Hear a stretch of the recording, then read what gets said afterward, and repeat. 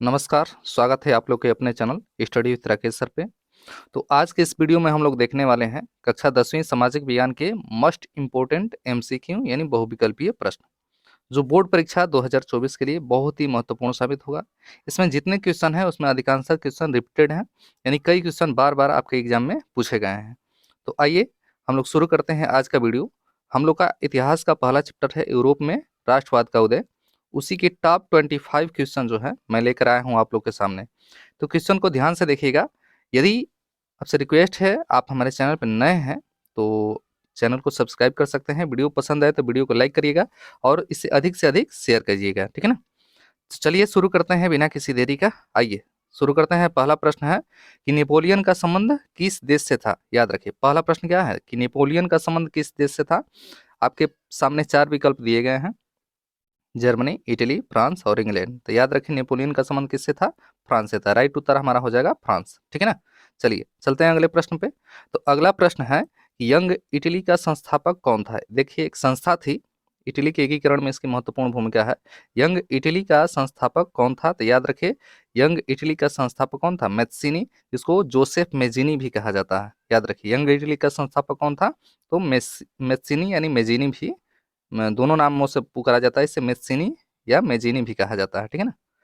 तो चलते हैं अगले प्रश्न पे। तो अगला प्रश्न है कि राष्ट्रवाद का प्रारंभ किस देश में हुआ था। सबसे पहले राष्ट्रवाद का प्रारंभ जो है किस देश में हुआ था, तो याद रखिएगा सबसे पहले राष्ट्रवाद का जो प्रारंभ हुआ था वो कहाँ से हुआ था, फ्रांस से। यानी ऑप्शन नंबर बी जो होगा आपका राइट उत्तर होगा, ठीक है ना। चलिए चलते हैं अगले प्रश्न पे। तो अगला प्रश्न है आप लोग का कि इटली का एकीकरण किसके नेतृत्व में किया गया। याद रखिए इटली का एकीकरण किसके नेतृत्व में किया गया। आपके सामने 4 विकल्प हैं, जोसेफ गैरिबाल्डी, नेपोलियन, विलियम प्रथम, ऑटोमन, बिस्मार्क। याद रखिएगा इटली का जो एकीकरण किया गया वो गैरिबाल्डी के नेतृत्व में किया गया, यानी ऑप्शन नंबर ए जो होगा आपका राइट उत्तर होगा, ठीक है ना। चलिए आगे चलते हैं। अगला है जर्मनी के एकीकरण में मुख्य भूमिका किसकी थी। याद रखिए जर्मनी के एकीकरण में मुख्य भूमिका किसकी थी। आपके सामने 4 विकल्प हैं, गैरिबाल्डी, नेपोलियन, बिस्मार्क और इनमें से कोई नहीं। तो याद रखिए जर्मनी के एकीकरण में मुख्य भूमिका थी ऑटो बिस्मार्क की। जर्मनी के एकीकरण में मुख्य भूमिका किसकी थी, तो ऑटो बिस्मार्क की जर्मनी के एकीकरण में मुख्य भूमिका थी, ठीक है। चलिए चलते हैं अगले प्रश्न पे। तो अगला प्रश्न है कि फ्रांस की क्रांति हुई थी कब। बहुत साधारण क्वेश्चन और बार बार पूछा जाने वाला क्वेश्चन, याद रखेगा। फ्रांस की क्रांति कब हुई थी, तो फ्रांस की क्रांति हुई थी 1789 ईस्वी में। फ्रांस की क्रांति कब हुई थी, तो 1789 ईस्वी में, ठीक है। चलिए चलते हैं अगले प्रश्न पे। तो अगला प्रश्न है कि फ्रांस में गणतंत्र की घोषणा किस वर्ष हुई। फ्रांस में गणतंत्र की घोषणा किस वर्ष हुई थी। तो फ्रांस में गणतंत्र की घोषणा किस वर्ष हुई थी। आपके सामने 4 विकल्प दिया गया है, 1888, 1848, 1790 और 1787। तो याद रखिए फ्रांस में गणतंत्र की घोषणा हुई थी 1848 में। चलिए चलते हैं अगले प्रश्न पे। तो अगला प्रश्न है आपका कि फ्रेडरिक सारोई कौन था। याद रखिए फ्रेडरिक सारोई कौन था। एक पत्रकार था कि एक चित्रकार था कि एक लेखक था कि एक राजा था। याद रखिए फ्रेडरिक सारोई जो था वो था एक चित्रकार, ठीक है ना, एक कलाकार था वो, ठीक है। चलिए चलते हैं अगले प्रश्न पे। तो अगला प्रश्न है कि फ्रेडरिक सारोई फ्रांसीसी कलाकार ने कितने चित्रों की श्रृंखला बनाई थी। तो याद रखिए इसने 4 चित्रों की श्रृंखला बनाई थी। प्रश्न बहुत इंपॉर्टेंट है, इसको याद रखिएगा। चलिए चलते हैं अगले क्वेश्चन पे। तो अगला क्वेश्चन है अर्नेस्ट रेनन था यानी क्या था, फ्रांसीसी दार्शनिक था कि फ्रांसीसी कलाकार था कि एक लेखक था कि इनमें से कोई नहीं है। याद रखिए ये जो रेनन था ये फ्रांसीसी दार्शनिक था, फिलासफर था एक प्रकार का, ठीक है ना। चलिए चलते हैं अगले क्वेश्चन पे। तो अगला क्वेश्चन है आपका कि राष्ट्र क्या है नामक निबंध किसने लिखा है। तो याद रखिए रेनन ने ही लिखा था, अर्नेस्ट रेनन ने ही लिखा था। राष्ट्र क्या है एक नामक निबंध जो है रेनन ने ही लिखा था, ठीक है। चलिए चलते हैं अगले क्वेश्चन पे। ई स्टेट जनरल थी फ्रांस की पुरानी संसद, फ्रांस की नई संसद, फ्रांस का एक संगठन, इनमें से कोई नहीं। तो याद रखिए फ्रांस की पुरानी संसद ई स्टेट जनरल थी। याद रखिए फ्रांस की पुरानी जो संसद थी उसका नाम था ई स्टेट जनरल। चलिए चलते हैं अगले क्वेश्चन पे। तो रेवमान जो जैकोबिन दल का सदस्य भी था वो क्या था। याद रखिए रेवमान जो जैकोबिन दल का सदस्य था वो क्या था। याद रखिए एक पत्रकार था कि एक चित्रकार था कि एक राजा था कि एक लेखक था। याद रखिएगा वो था एक पत्रकार। रेवमान का क्या था, तो रेवमान एक प्रकार का एक पत्रकार था। चलिए चलते हैं अगले क्वेश्चन पे। तो अगला क्वेश्चन है कि लोगों को अपनी आज़ादी मुट्ठी में कर लेनी चाहिए, ये कथन है। यानी किसने बोला था कि लोगों को अपनी आज़ादी मुट्ठी में कर लेनी चाहिए, ये कथन आपका किसका था? तो आपके सामने 4 विकल्प दिए गए हैं। पहला है फ्रेडरिक सार्यू, दूसरा है रेनन, तीसरा है रेबमान, चौथा है रूसो। तो याद रखिए इसका राइट उत्तर होगा रेबमान। याद रखिए इसका कथन था लोगों को अपनी आज़ादी कहाँ कर लेनी चाहिए? मुट्ठी में कर लेनी चाहिए, यानी अपनी स्वतंत्रता अपने हाथ में कर लेना चाहिए। तो ये कथन किसका था? रेबमान का। और अभी बताया कि रेबमान क्या था? तो एक पत्रकार था। चलिए चलते हैं अगले क्वेश्चन पे। तो अगला क्वेश्चन है कि नागरिक संहिता, जिसे नेपोलियन की संहिता भी कही जाती है, कब बनी थी? आपके सामने 4 विकल्प दिए गए हैं, 1804, 1806, 1805 और 1809।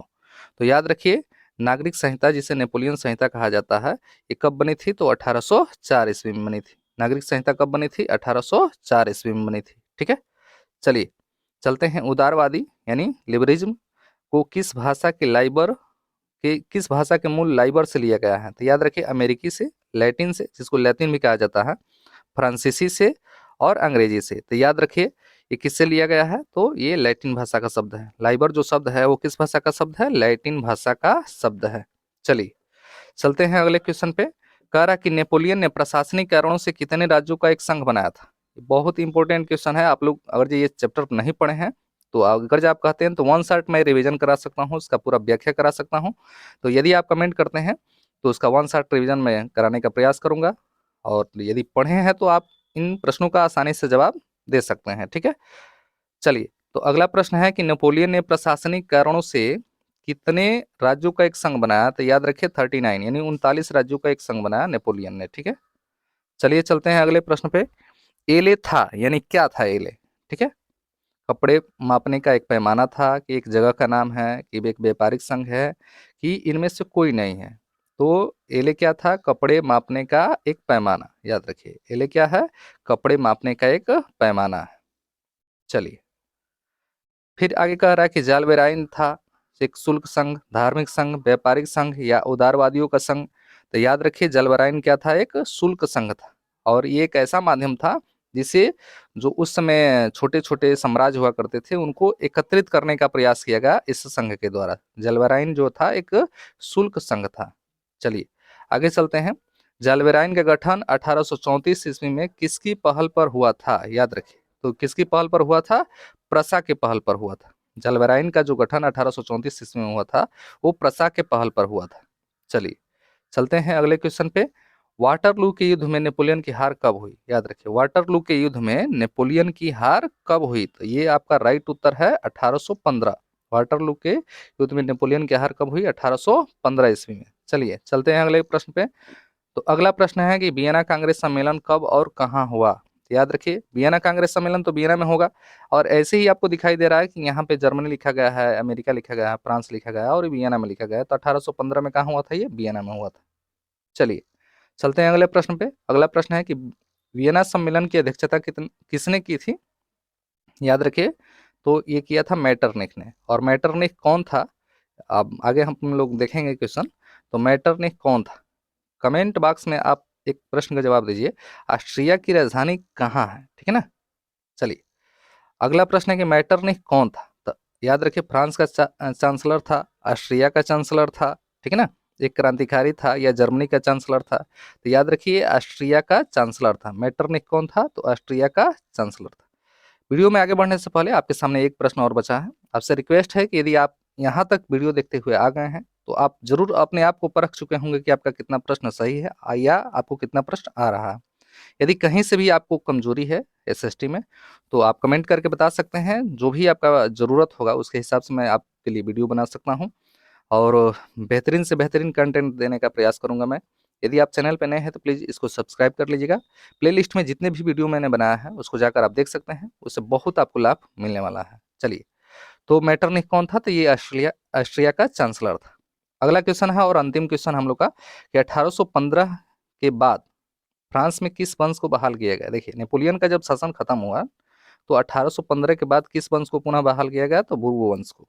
और लुई 16वां के शासनकाल में जो फ्रांस की क्रांति हुई थी तो उसके बाद लुई 17वां जो ये लुई 16वां का भाई था उसको फिर राजगद्दी पर बैठाया गया। बुर्बो वंश का शुरुआत हुआ 1815 के बाद। तो वीडियो पसंद आए तो लाइक करिएगा, चैनल पर नए हैं तो सब्सक्राइब कर लीजिएगा। मिलते हैं अगले वीडियो में, तब तक देखते रहिए आप लोग का अपने channel study with Rakesh sir. धन्यवाद।